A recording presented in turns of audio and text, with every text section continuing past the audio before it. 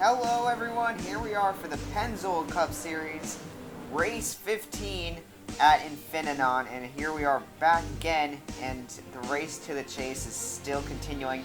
We have 2 races left until we can get to Eldora, and then on to our first chase race at New Hampshire.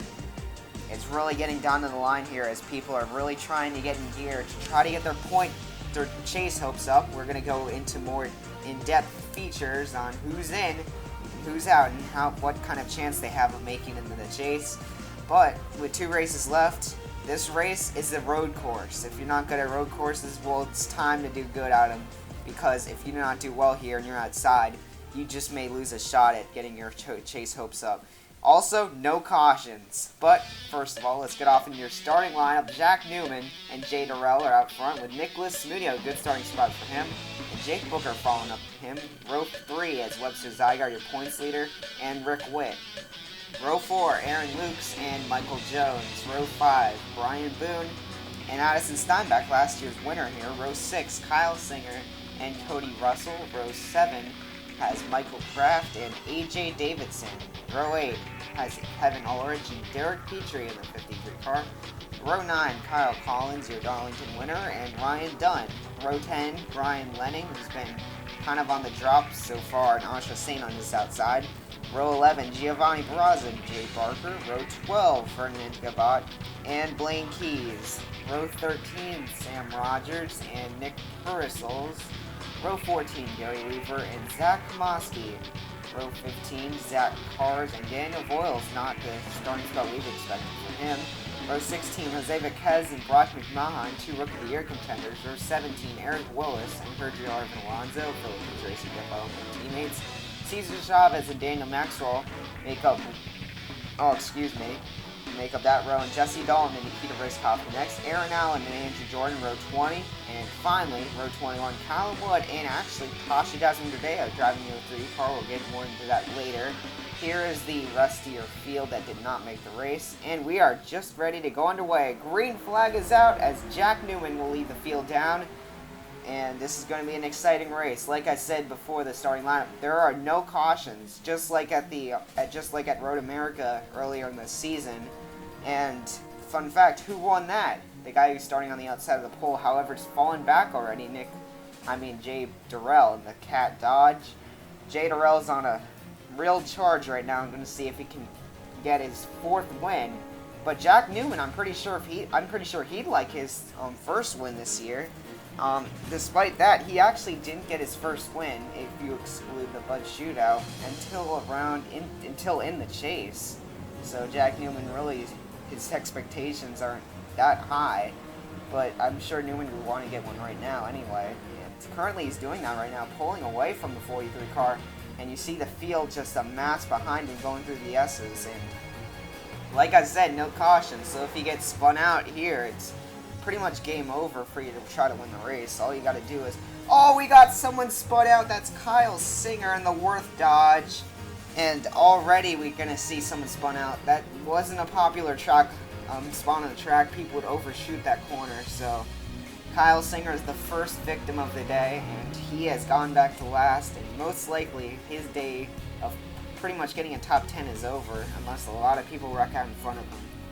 But Jack Newman is back out front still, and we're only on lap 2. This is a 25-lap race, so you got to survive these 25 grueling laps, and I believe 14 corners. So here's Sergio Arvin Alonso, and this car has been very quick. He won at Talladega earlier this year, and then again at race 13 that we just went to. I don't really know what to say. This team has been very active over the radio and has kind of been one of the teams that's been associated with a lot of hate. And this is the reason why that this driver got kicked out of a ride there. Tasha Desmond-Derdeo was kicked out because of her performance, but instead of just kind of subtly saying it, they verbally just completely kicked the 03 out. And Tasha has been without a ride until the Chloe Baker of Double T Motorsports also had a feud with Callum Wood, the driver behind her, and the Chloe Baker was end up suspended from the team for one race, not from NASCAR, but from the team for one race, and Tasha was set to replace her. So just this one race, the 03 car will be driven by Tasha. Good to see her back in the series again. Although pretty controversial since this is our first race since the Pocono incident. But I'm pretty sure that's passed by now. And here's Nicholas Mudio in the 62 car. I really don't know how to classify this season. It's been a heartbreak for him. Missing Daytona has just never been the same again. Looking to try to get a top 3 here today, that would definitely help his self-esteem. And now we're going to get started with some of our chase contenders, or at least on the bubble. This is Aaron Lukes. He's in 19th currently on the board. This 38 car is now being sponsored by Orida just for a couple races this season. This happens to be one. But this 38 car has been stuck in 17th and around this area for most of his career so far in the series. Hasn't left it, but he doesn't want to leave it now because that'll kind of be just copping out at the very end of this.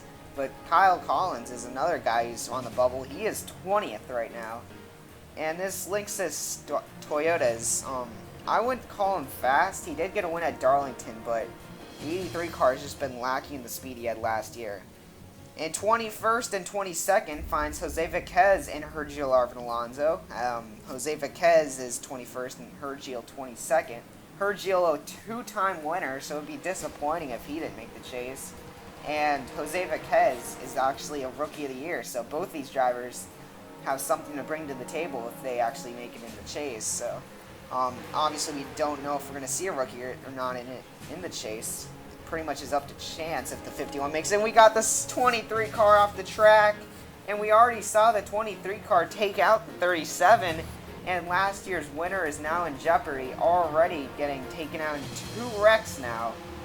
Kevin Ulrich was along for the ride, and the 23 pretty much got what he deserved after spinning out the 37. Here's Webster Zygar. I believe I said he was the points leader in the starting lineup. Well, that may or may not be true because the 43 car has pretty much dethroned him from that spot.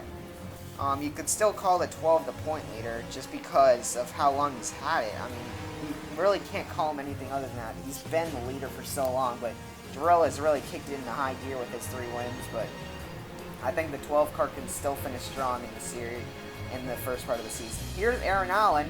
Let's go all the way back to race 5, and this car did not have a good ride, as the Scott's Chevy, the last time we also saw the sponsor was at Road America, and he took one of the wildest rides in the series, and it was definitely a hard hit. Oh no, and the teammates get together.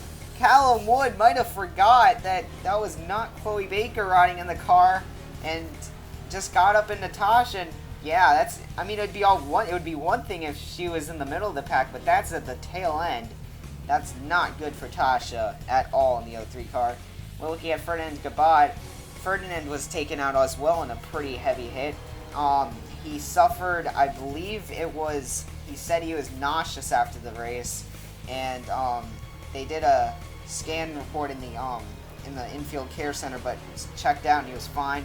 Back here racing at Infinenon, and he's still fine. So Ferdinand trying to go for a win in his 63 car. And we're looking at the 68 car, one driver who has sustained an injury this year, that put him out 6 races, I believe. This 68 car has also been the talk of a lot of drivers as well. He has not really had any luck since he's come back either. I mean, it's just been lacking this entire year. He finished 3rd in the points last year, and it's kind of hard to believe since this has been just a terrible year for the 68 car. Despite sponsorship still being with him, Rick Witt is actually debating on whether he wants to leave the team or not. Now, you might think that this is like Chloe Baker or Kyle Singer, someone who's been spun off the track and is kind of in the middle of nowhere right now. But believe it or not, this is your leader, Jack Newman, as you have no idea how far away he is from second place. You can't even see Jay Durrell, the second place car. You can't even see him coming over the ridge back there. And they are nowhere in sight as the 7 car is decked out on the field. And that might be very crucial for if he has any mistakes in the end of the race. Back to the Hergio subject. He has gotten very verbal over the mic, and there he goes. He's going to hit the 98 car. And Hergio is bashing the 98, saying, "I'm going to punt him off the track if he tries another move like that on me," referring to him cutting him off going down into turn 1 at the beginning of the race. and the 8 car just kind of served him, saying, get out of my way, pretty much. And obviously the 8 is a very aggressive driver, but we're going to see some pit stops happening. Michael Jones and Derek Petrie, 2 of the stars from last season, coming down pit road. Both of them have had all right seasons and are in the chase, but haven't been talked about that much this year. We're looking at Jack Newman as well. You see him coming in for his pit stops, but Jake Booker coming out. Jay Durrell is going to pass the 7 on pit road, and there goes Jack's entire lead, and the pit crew dropped the ball for the 7 car, and that is incredible. That's the Hellman Chevy. That's his entire lead destroyed, and you saw how much of a lead he had, and you see Derek Petrie after pitting early, that actually gained him a lot of time. And although we're not sure about his fuel strategy though, that might not come into play very well for the 53 car. But Jay Durrell, the 3-time winner, is now a back-to-back winner. And I'm not sure if this 43 car just wants to let it go. I mean, that Cat Dodge he's had a pretty strong recovery from the incident back. From when we had the long off break. But you see Derek Petrie's coming in on him very hard. The Rocky Chevy now going to the outside. What an incredible move by the 53 car. And what I was talking about is the long off break we had. Jay Durrell has come back with flying colors. Not in the incident. I don't even think he's been in many incidents so far. But that 43 car has just been impressive. But talk about the impressive run for the 53 car taking the lead. Oh, and off the track, the 70 and the 99. Both of them are flipping in the air, and the track claims another one, and this time it is 2 Dodges. And this is coming right out of the back stretch, and you see Daniel Voiles just is going to hook the 70 in the wall, and I believe the 99's luck just ran out today. And wow, what an incredible hit. Blanky's also having problems speeding on pit road. He'll have to take a drive-through penalty. And tough break for the 60 car. He is in the chase. And another one off the track. This is Michael Kraft now, as he got hooked by Kyle Collins. This is further down the S's, not in the same place. And you see Kyle Collins, this is going to take him out as well. And in the process, he'll receive some damage. Things are going down now, as I don't know what to say other than that. People are getting taken off the track everywhere. And even more surprising, Jack Newman has fallen victim 2 more spots from Cody Russell and Ryan Dunn. The 7 car's confidence has been shattered after that just terrible pit stop. The 7 looked like he had it won, but the pit stops came into play, and Newman is now back in 6th. And it's not like we don't have a race for the lead anymore either. Derek Petrie has completely taken Jack Newman's spot as he is pulling away from the rest of the field. You see not even coming around the corner, the 53 has checked out. And I don't know what they did on this pit stop, but it has really helped the 53 car. And oh no, Kyle Singer's miserable day is going to go up in smoke. And another car is claimed. And the no cautions deal really is not playing out here. Is not just for Kyle Singer, but for anyone taking on wrecks or having a speeding penalty like the 60 car. And we are getting news reports. We are talking about the 53 pitting 1 lap early. That is having fuel complications. The team doesn't know if they can make it or not. And this is devastating for the 53 car. We just saw Jack Newman, his race was ruined pretty much by that bad pit stop, and Derek's could be ruined by not having enough fuel to make it to the end. On the other side of the spectrum, we got some good races going on here with Sam Rogers and Ferdinand Gabot both having great races so far. And Sam Rogers, after making a crew chief swap at Indianapolis, he's made both races and has run pretty well in them as well. And running currently in the 16th spot, how about Daniel Maxwell? He missed around 6 or 5 races, came back in Indianapolis with a good heart, but got taken out and finished 42nd. This is exactly the confidence booster he needs going into the chase season, even though he's not going to be in it. Oh no, we got the 2 car now smoking, and Jay Barker is a guy who's an 18th in the grid. This could have huge complications on his chase run. Bass Pro Shop Chevy now coasts around the track to pit road and drops his car out of the race. But Derek Petrie now is calling for a pit stop. The crew is on the wall. And the 53 is going to have to surrender his lead. And what a heartbreak for the 53 car. He got all the adjustments right, but the 53 is going to have to take it down pit road because not enough fuel in the tank. This is a couple laps early. They just decided to get it over with. Not even going to try to stretch it.